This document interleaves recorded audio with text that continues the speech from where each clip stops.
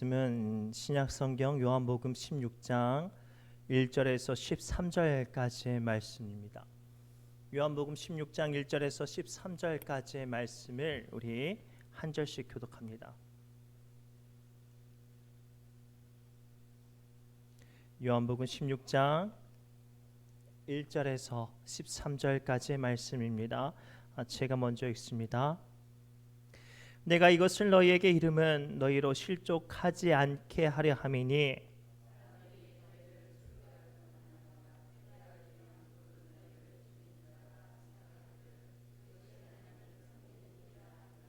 그들이 이런 일을 할 것은 아버지와 나를 알지 못함이라.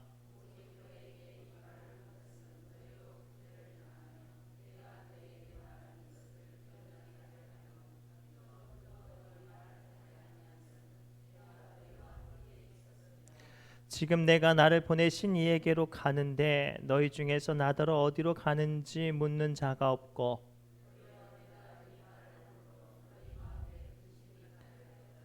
그러나 내가 너희에게 실상을 말하노니 내가 떠나가는 것이 너희에게 유익이라. 내가 떠나가지 아니하면 보혜사가 너희에게로 오시지 아니할 것이요 가면 내가 그를 너희에게로 보내리니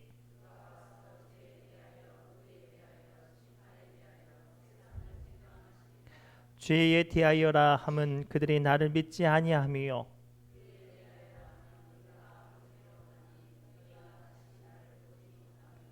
심판에 대하여라 함은 이 세상 임금이 심판을 받았음이라.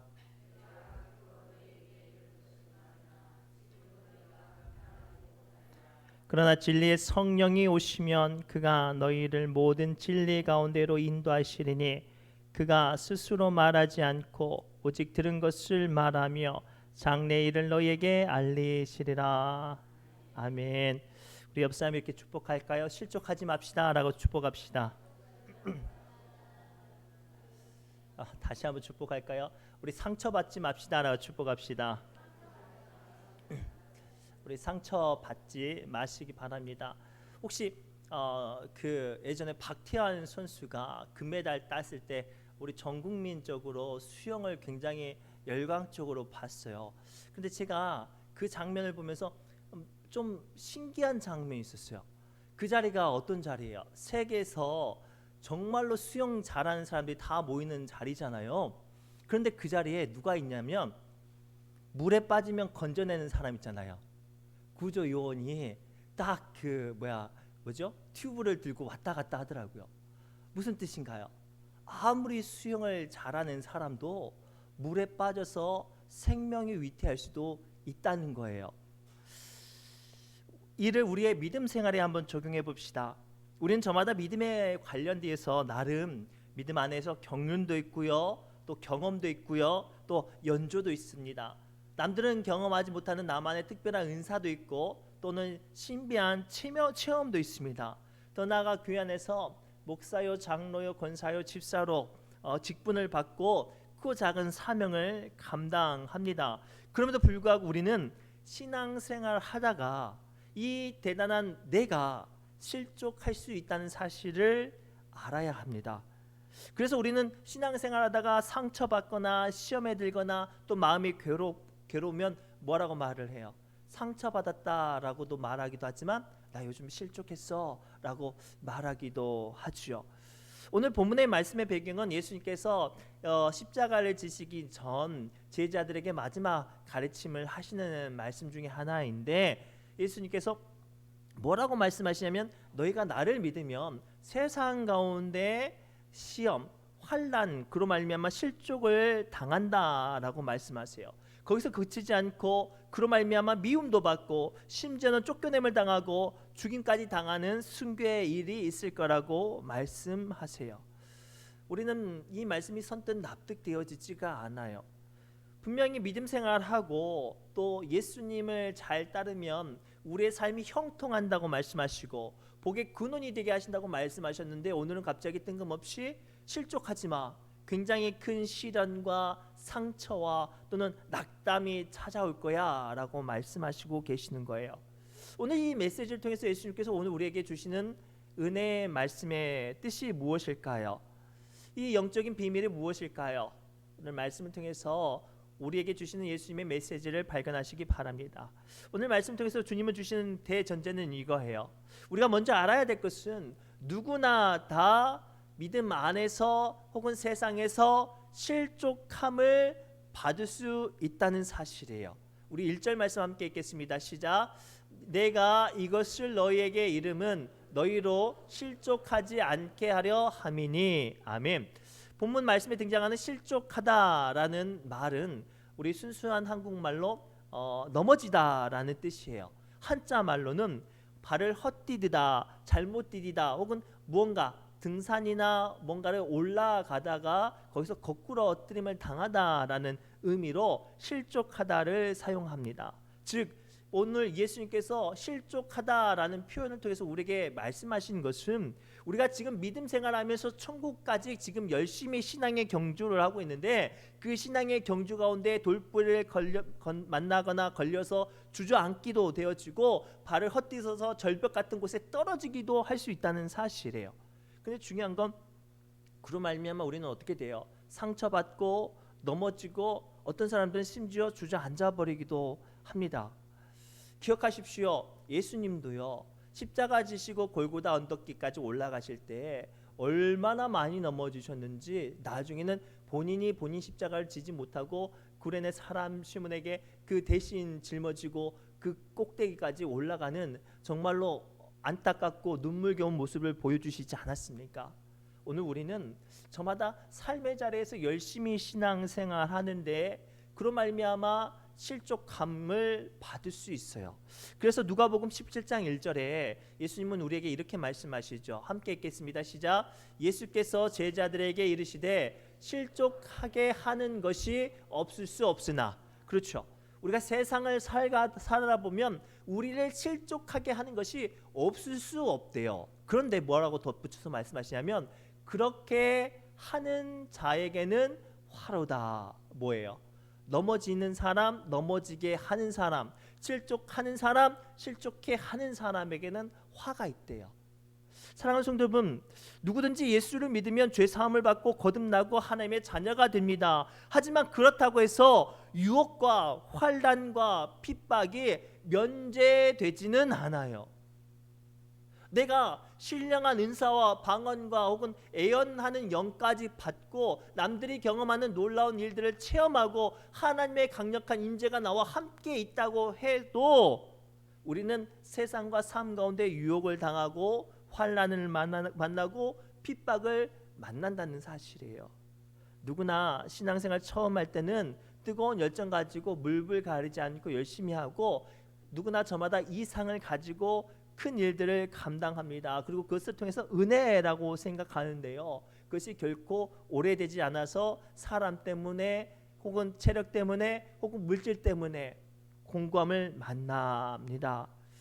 그거 아세요? 아브라함도요. 하나님 명령 따라서 가나안 땅까지 갔어요. 얼마나 대단해요. 갈대아 우르에서 가나안 땅까지 간다는 건 쉽지가 않은 일이죠. 그런데 믿음으로 하나님만 바라보고 뜨거운 신앙 가지고 가나안 땅까지 갔는데 무슨 일을 만나요? 하필이면 도착하자마자 그 땅에 극심한 가뭄, 기근을 만나요. 분명히 그곳에 가면 복의 근원이 되고 축복이 주신다고 말씀하셨는데 가뭄을 만나니까 아브라함이 어떻게 해요? 먹고 살려니까 살 길을 찾다 보니까 사람들이 애굽에 먹을 것이 있으니까 애굽으로 내려가요. 자기도 내려갔더니 분명히 하나님께서 함께 하신다는데 애굽으로 내려갔더니 아내를 뺏겨버렸네요. 이러한 일들이 우리에게도 있을 수 있다는 사실이에요. 능력이 충만한 기도의 사람 엘리야도요.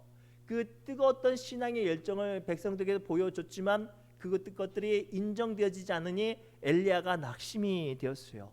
늘 찬양으로 삶을 살았던 다윗도 그를 죽이려고 작정할 정도로 미워했던 사울 왕 때문에 그 믿음이 낙심했어요. 심지어는 모든 것이 완벽했던 예수님도 그 시대의 바리새인과 서기관들과 제사장들은 예수님을 증오했단 말이에요. 저는 오늘 말씀 통해서 여러분들과 나누고 싶은 첫 번째 화두가 이거예요. 내가 정말로 열심히 살고요. 공의와 정의로 하나님 사람답게 살아도요. 누군가 나를 상처 주려고 하는 사람도 있고요. 누군가가 의도적으로 나를 공격할 수도 있고요. 누군가 사탄 같은 어떤 시련이 나를 유혹하거나 넘어지게 할 수 있다는 사실이에요. 그리고 사랑하는 성도 여러분, 우리 인정합시다. 내가 상처받고 실족해도 내가 그것들이 내게 당연할 수 있다는 사실이에요. 그러면 어떻게 해야 될까요? 정말로 뜨겁게 믿고 그 작은 일들을 감당하고 또 믿음으로 살아도 이렇게 실족할 수 있다면 우리는 어떻게 해야 되나요? 그 순간 위로하시는 예수님을 기억해야 돼요. 우리 5절부터 6절 말씀 함께 읽겠습니다. 시작.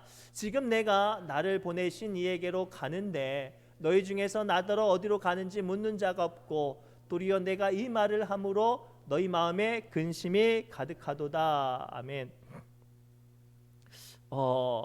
여기서 한 절 더 읽어야 되는데 가득하도다. 그러나 내가 너희에게 실상을 말하노니 내가 떠나가는 것이 너희에게 유익이라. 내가 떠나가지 아니하면 보혜사가 너희에게로 오시지 아니할 것이요 가면 내가 그를 너희에게로 보내리니 라고 되어 있어요.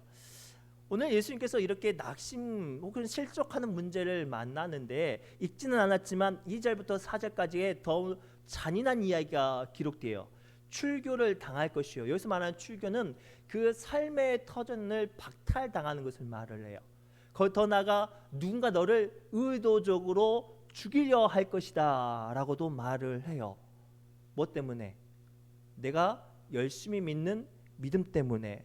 그리고 그로 말미암아 근심이 가득하여서 실족하겠지만 뭐라고 말씀하시냐면 보혜사 성령님을 우리에게 보내주셔서 우리를 위로하신다고 말씀하세요.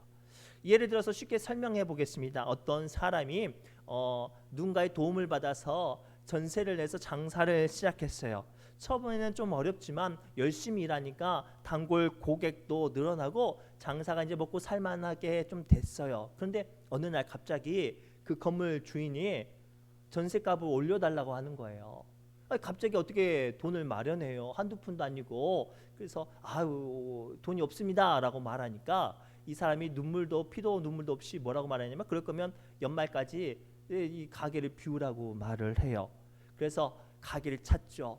자기가 가지고 있는 돈에 맞춰서 자기가 장사할 수 있는 가게를 아무리 찾아도 찾지를 못하는 거예요. 이 가게를 빼야 될 시간은 다가오고 옮겨서는 찾지 못하고 마음이 안달나고 절망이 그 마음에 가득 찼을 때 그 소식을 들은 누군가가 처음 가게를 시작할 때 도와줬던 사람에게 말을 줬나 봐요. 처음 가게를 시작했던 사람이 연락이 왔어요.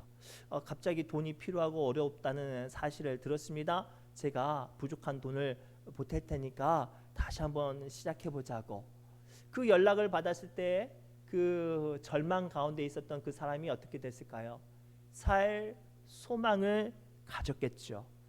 사랑하는 성도 여러분, 오늘 우리 주님은요, 실족하는 문제, 우리의 삶 가운데 몰아치는 우리를 의도적으로 공격하고 내가 견디지 못하는 그 안타까운 문제 앞에 뭐라고 말씀하시냐면 피할 길을 주시고 이길 힘을 주시는 분이라 선언하십니다. 대표적인 인물을 소개합니다. 그 인물은 바로 모세예요. 나이 80세 때 뜬금없이 하나님께서 찾아오셔서 애굽에서 종살이 하는 이스라엘 백성들을 이끌어낼 지도자로 세워주신다고 말씀하세요. 그 사명 너 감당하라고 말씀하시죠. 그때 모세가 돈이 어디 있어요? 처가 살이하는데 심지어는 나이도 80이고 힘도 없고 능력도 없고 더군다나 말도 어눌합니다. 뛰어났던 재능도 없었어요. 그래서 모세가 뭐라고 말을 해요? 하나님 저 못하겠습니다. 왜냐하면 모세가 그 40년의 늙어가는 시간 가운데 자기의 모든 어떤 사명과 믿음의 열정들이 상처를 받아서 이미 주저앉아 버렸거든요. 그때 하나님께서 모세에게 뭐를 주세요? 먼저 모세가 생전 경험해보지 못한 신비한 능력을 주시죠. 그것들 감당할 지팡이를 주셔요. 더 나아가 말이 어눌한 모세를 도울 그의 형 아론을 붙여주십니다. 더 나아가 모세가 감히 비교할 수 없고 감히 그 앞에 설 수 없는 바로 앞에 어떻게 되게 하신다고 하셨어요? 신과 같이 되게 하신다고 성경은 기록하고 있어요. 모세가 어떤 사람이었는데 나이 80에 가진 능력도 힘도 돈도 자존심도 자존감도 없는 그 모세를, 절반 가운데 수렁 가운데 떨어진 그 모세를 하나님이 세워주셨던 것처럼 오늘 우리를 그 실족함 가운데, 그 상처받고 주저앉아버린 우리 마음 가운데 능력으로 은혜를 주실 줄 믿습니다. 그리고 사랑하는 성도 여러분, 오늘 또 우리를 위로하시고 이길 힘을 주시고 감당치 못할 실족함을 피할 길을 주시는 우리 주님을 바라보시기 바랍니다. 그 주님을 바라보시는 이들에게 우리 예수님은 다음과 같이 말씀하세요. 고린도전서 10장 13절 말씀입니다. 시작. 사람이 감당할 시험 밖에는 너희가 당할 것이 없나니 오직 하나님은 미쁘사 그가 감당하지 못할 시험 당함을 허락하지 아니하시고. 첫째 뭐예요? 시험을 허락하지 않는, 시험을 이길 힘도 주시고 거기서 그치지 않고 뭐라고 말씀하시냐면 시험 당할 쯤에 함께 읽겠습니다. 또한 피할 길을 내사 너희로 능히 감당하게 하시느니라. 아멘. 사랑하는 성도 여러분, 오늘 우리에게 주시는 이 귀한 영적인 비밀을 발견하시기 바랍니다. 누구나 다 상처를 받아요. 누구나 다 마음이 연약하고요, 믿음이 바닥을 치는 순간이 있단 말이에요. 그러나 그 순간, 그럼에도 불구하고 우리를 위로하시고 우리를 만나주시는 예수님을 만나면요 어떻게 하신다고요? 시험을 피하게 하시고 시험을 이기게 하시는, 그 시험 가운데 무너진 우리를 회복하시는 힘을 주신다고 말씀하세요. 그리고 이 시간 말씀 앞에 선 여러분들 가운데 뜨거웠던 믿음의 열정도 사라지고 기도의 소망이 사라졌다면 우리 주님을 다시 한번 만나시기 바랍니다. 고난을 당하는 것과 실족하는 것의 큰 차이가 뭔지 아세요? 살다가 만나는 힘든 일들과 어떤 어려운 일들을 만나면요 그 순간에는 뭐를 할 수 있어요? 기도는 할 수 있어요. 왜냐하면 죽을 것 같으니까. 그런데 실족하면요 신기하게 기도가 안 돼요. 마음이 무너져 버려서 그래요. 그 순간 우리 주님이 어떻게 하신다고요? 우리를 이길 수 있는 힘과 피할 길을 보여주신다고 말씀하세요. 그리고 이 말씀을 붙잡고 실족하지 마시고, 혹시 실족했다면 다시 한번 일어서시기를 주님의 이름으로 축복합니다. 마지막으로 실족을 감당치 못하는 우리에게 주님은 이길 힘과 피할 길로 인도하신다고, 그것들을 인도하시는 성령님을 약속하셨어요. 고로 실족함을 만날 때 소망이 되시는 성령님의 인도하심을 따라가야 실족함 가운데 일어설 수 있어요. 우리 12절부터 13절 말씀 함께 읽겠습니다. 시작. 내가 아직도 너희에게 이를 것이 많으나 지금은 너희가 감당하지 못하리라. 그러나 진리의 성령이 오시면 그가 너희를 모든 진리 가운데로 인도하시리니 그가 스스로 말하지 않고 오직 들은 것을 말하며.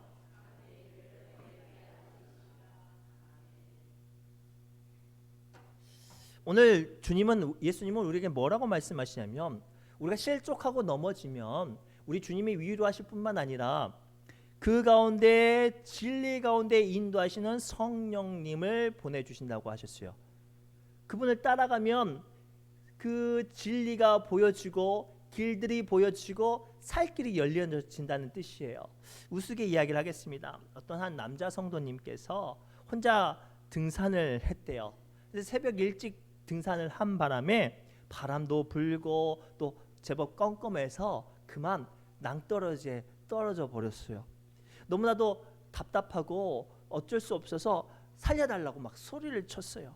근데 아무도 대답을 안 하니까, 믿음의 사람이잖아요. 그래서 무릎 꿇고 기도를 했대요. 하나님, 제가요 이 살려만 주시면 열심히 하나님 믿고 맡겨주신 사명 잘 감당할 테니까 저 좀 살려주세요. 이렇게 기도를 했대요. 근데 놀랍게 그 기도가 끝나자마자 그 위쪽에서 소리가 들리는 거예요. 아들아, 걱정하지 마라. 내가 여기 있다. 그러자 그 남자 성도님께서 질문을 할 때, 누구십니까? 야, 아들아, 나는 네가 아까 기도했던 하나님이다. 그러자 그 성도님이 다급한 목소리로 외쳤대요. 하나님, 저 지금 낭떠러지에 떨어져서 여기 지금 그 나뭇가지에 매달려 있는데 저 좀 살려주세요. 저 좀 건져주세요. 이렇게 외쳤대요. 그러자 하나님께서 이렇게 대답을 했대요. 그래, 걱정하지 마. 내가 너 건져줄게. 내가 너 살려줄게. 그러니 낭떠러지 절벽에 매달리지 말고 손 놔버려. 그러자 그 남자가 고민하게 됐어요. 아니, 낭떠러지에 떨어졌다가 죽을 뻔했는데 가지 하나 잡아가지고 대롱대롱 매달리고 있는 상황 가운데 이걸 놓으라니까 안 믿겨지잖아요. 그래서 다시 한번 기도를 했대요. 하나님, 아이 저요 살려달라니까요. 저랑 지금 대화하는 것도 감사하지만 지금 하나님의 놀라운 이적과 능력을 보여주기보다 살려주는 걸 원해요. 제가 이게 안 놓고 살 수 있는 길 좀 보여주세요 라고 말을 했대요. 그래서 하나님께서 다시 한번 대답을 했대요. 아들아, 네가 나를 믿으니 내 말도 믿어라. 그거 놓으면 내가 살려줄게. 그러자 그 남자가 이렇게 대답했대요. 위쪽을 향해서 큰 소리로 불렀어요. 저기요, 하나님 말고 다른 분 계시면 좀 대답 좀 해주세요. 이게 오늘의 우리의 믿음의 모습이에요. 우리는 낙심과 실망 가운데 넘어져서 실족하면 기도해요. 하나님, 내가 상처받고요, 내가 원치 않은 일들로 인해서 기도도 안 되고 내 신앙이 바닥을 쳤는데 좀 내 믿음 좀 다시 한번 일으켜 세워주세요. 혹은 원치 않은 어떤 어려움으로 인해서 말할 수 없는 탄식으로 기도조차도 안 될 때 하나님 좀 내 삶 가운데 간섭해 주세요라고 기도할 때가 있잖아요. 그런데 그때 하나님께서 여러분들의 원하는 생각과 여러분들의 꿈꾸는 것과 정반대의 이야기를 하신다면 여러분 어떻게 하시겠어요? 따라야 해요. 그분의 인도하심 가운데, 그분의 말씀 앞에 따라야 살아갑니다. 우리가 잘 알고 있는 야곱은 하나님의 보호하심 가운데 하나님에서 큰 거부가 돼서 거기서 자기 고향으로 되돌아와요. 근데 약복강가쯤 됐더니 자기 형 에서가 자기를 혼내주려고 400명의 장정을 이끌고 온다는 소식을 듣고 야곱이 하란에서 한 번도 찾지 않았던 하나님을 간절히 찾아요. 야곱이 원했던 기도의 제목이 뭐였을까요? 야곱이 절망 가운데 두려움 가운데 했던 기도의 제목이 뭐였을까요? 자기 형 에서를 치워달라는 거였겠죠. 그렇죠? 그러나 그 자리에서 하나님께서 야곱을 이끄시고 내몰았던 자리는 자기 형 에서에게 무릎 꿇고 화해를 요청하고 용서를 구하라는 거였어요. 사실 아마 야곱은 처음 이미 기도를 시작했을 때 하나님의 그 응답을 들었을 거예요. 그런데 그것을 인정치 못해서 밤새도록 날이 새도록 하나님과 씨름 기도한 거예요. 사랑하는 성도 여러분, 오늘 우리는 기억해야 돼요. 여전히 세상의 많은 문제들은 우리를 실족해 하고 또 나아가 그로 말미암아 이길 힘도 피할 길도 찾지 못하게 합니다. 그러나 오늘 예수님의 말씀을 보십시오. 보혜사 성령님은요, 진리 가운데 우리를 인도하시리니 라고 말씀하셨어요. 어떠한 흑암 같은 어려움과 어떠한 큰 상처와 큰 아픔 가운데서도 우리를 살아날 길로 인도하시는 분이 성령님이셔요. 그러면 어떻게 해야 돼요? 그 성령님이 이끄시는 자리로 나아갈 때 그때 우리가 회복되어지는 거예요. 사실 예수님께서 보혜사 성령님을 우리에게 보내주신 가장 큰 이유가 여기 있어요. 살려주시려고. 세상이 원치 않는 크고 작은 시련과 실족함 가운데 오늘 또 믿음의 사람으로, 오늘 또 기도의 사람으로 흔들리지 않고 그 기도의 자리를 지킬 수 있도록, 소망을 잃지 않을 수 있도록 성령님을 따라가라고 오늘 말씀하고 계세요. 그래서 로마서 8장 26절에 주님은 다음과 같이 우리에게 말씀하세요. 함께 읽겠습니다. 시작. 이와 같이 성령도 우리의 연약함을 도우시나니. 첫째 이거예요. 성령님은요, 우리가 아무리 상처받고 무너져도 어떻게 해요? 우리의 약함을 도와주실 수 있어요. 더 나아가 뭐라고 말씀하시죠? 우리는 마땅히 기도할 바를 알지 못하나 오직 성령이 말할 수 없는 탄식으로 우리를 위해 친히 간구하시느니라. 아멘. 이게 제가 두 번째 말씀드렸던 그 영적인 비밀이에요. 고난 당한 사람은 기도할 수 있어요. 그러나 실족한 사람들은 기도가 안 돼요. 그러나 성령님께서 그 가운데 인도하시고 성령님께서 그 사람을 만드시면 그때부터 뭐가 시작되는 거예요? 약한 곳이 회복이 되어질 뿐만 아니라 성령의 말할 수 없는 탄식으로 뭐가 시작이 돼요? 기도가 시작이 되어져요. 저는 오늘 이 말씀을 여러분들에게 마지막으로 나누고 싶어요. 성령님이 여러분들의 실족한 마음들, 여러분들의 밑바닥 쳤던 믿음들을 만져주시기 바랍니다. 그리고 이 시간 아주 오랫동안 기도하지 못했던 믿음의 사람들이 있다면 다시 한번 여러분들의 마음을 만지시고, 사랑하는 내 아들아, 사랑하는 내 딸아, 내가 너의 기도 가운데 항상 함께 있다. 말할 수 없는 탄식으로 네가 기도가 안 되면 내가 너를 위해서 지금도 기도한다라고 말씀하시는 그 음성을 들려주심으로 기도가 시작되시기를 바랍니다. 말씀을 맺겠습니다. 오늘 또 우리는 믿음과 신앙과 또 크고 작은 연륜이 있음에도 불구하고 상처받고 낙심합니다. 그것들이 오래돼서 어떤 분들은 기도조차도 안 될 수도 있어요. 이 시간 말할 수 없는 탄식으로 우리의 약함을 돌보시고, 기도조차도 할 수 없는 우리 연약하고 무너졌던 우리의 연약한 믿음과 마음들을 만지시는, 그로 말미암아 기도가 시작되게 하시는 성령을 붙잡고 다시 한번 살아나는 길들이 열려지시기를 주님의 이름으로 축복합니다. 기도합니다. 하나님, 이 시간 너무나도 사랑하는 우리 믿음의 권속들을 위해 기도합니다. 말할 수 없는 탄식과 아픔과 크고 작은 어려움을 말미암아 믿음도 무너지고 기도할 소망조차도 없는 이 연약한 모습들을 돌아보셔서 주님, 그 심령을 만지시사 다시 한번 기도가 시작되어지게 해주시고 다시 한번 믿음의 사람으로 회복될 수 있도록 주여 붙잡아 주옵소서. 예수님의 이름으로 간절히 기도드리옵나이다. 아멘. 우리 마음이 상한 자를 고치시는 주님, 이 찬송하며